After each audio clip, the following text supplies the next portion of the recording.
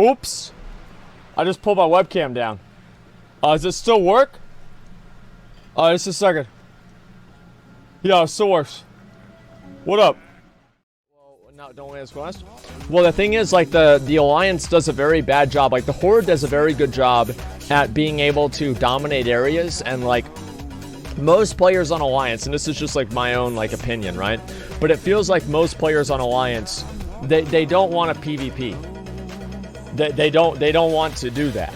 You know, they just want to go and do their dungeon. Whereas, like, for Horde, it feels like they always really want the PvP.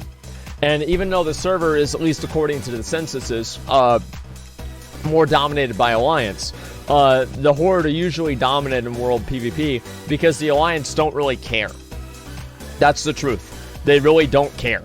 They just want to go and do the quests and get their dungeons done, and that's about it. So it's like whenever you have like a big world PvP encounter, the Alliance completely dominated. But on like terms of just like very, very small encounters, like 5 people in like a certain area, the Horde are very dominant because they're the ones that go out of their way to seek those interactions, if that makes sense. In retail, Alliance was a bunch of pussies and I ate it. Well, yeah, I think that in retail it's different because like usually PvP in retail is seen as just a waste of time. Now, it's equally a waste of time in Classic. It's actually more of a waste of time in Classic because you get nothing out of it. At least in retail, you get honor points and shit, right?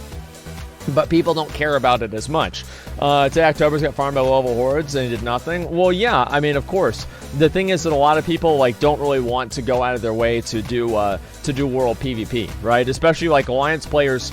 Like historically on private servers, Alliance players are the more competitive-minded people, right? A lot of the high-end guilds were Alliance guilds, so it would make sense that people that are more oriented towards like character progression and everything like that are going to play on Alliance because that's kind of the trend that private servers had. And if you take that to be the case, then you would assume that people that are trying to make their characters like trend towards character progression, right?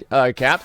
There's no caps on that at all. You just go look at the private server videos. Like a lot of the guilds that are doing it, many of them are all Alliance, you know, and that's it. It's being a huge fact. Yeah, and so like it makes sense that like a lot of people that are Alliance don't really want to go out of their way to like do world PvP because they're focused more on like character progression and stuff like that.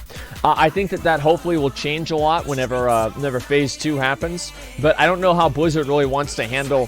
See, Blizzard does have a really big problem with like faction imbalances on different servers, and I don't know how they should handle it. Because it's like, it's one thing if it's like 55-45, but anything more than 60-40, you're basically making it to where 40% of the population of the player base is not enjoying the game. Like, it's not enjoyable to get farmed all the time by people that are like way higher level than you that outnumber you. It's just not fun. That's all there. It's not fun. And, you know, like, I can understand, like, some people that, you know, like, it's okay, it doesn't bother them very often, right? It's dramatic, though? Well, no, it's not, because, like, you have a couple of people, right, that are farming and, you know, staying dominant over, like, a couple of spots in the game, right? So, like, let's say, like, the STV nesting worry quest, BRD, right? And, like, these people are dominating these little areas, right? And so it only takes, like, maybe 40 or 50 people to be able to completely shut down, you know, like, a number of, you know, very important hubs in the game, right? If that makes sense. Faction-specific queues? Faction-specific queues. I don't know really if that would work or not. I mean, maybe it would. But overall, I think that it is a big problem, right? PvP systems similar to Aeon would be great. Talk about how Blizzard keeps changing stuff from the way it used to be. For instance, you can't mob tag for full experience anymore. You used to be able to level up by having a friend kill things, mob tag for you. It was recently nerfed. Well, yeah, because they don't want people to do that. That's why.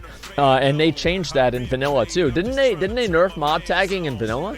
It's been so long, I don't really remember. But I think that they did. Let me see. Yeah, so I thought they did. See, a lot of the things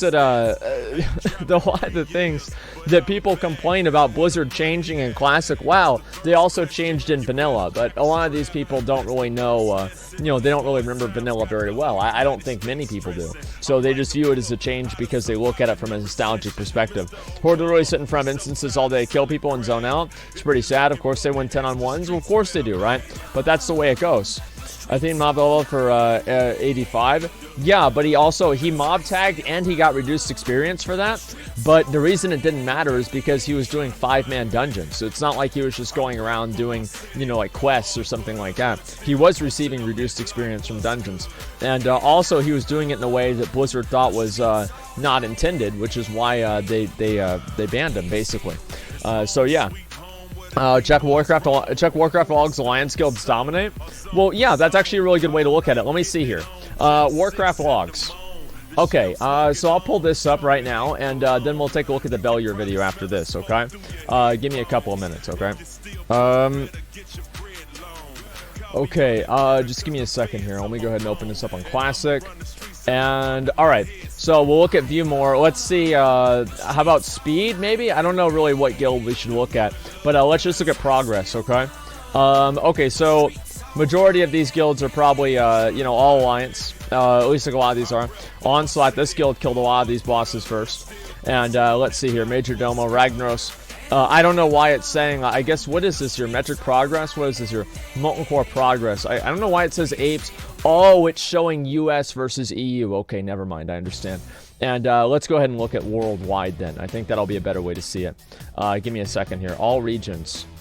Okay, yeah. Oh, there we go. There we go. All regions. All right, yeah, that makes sense.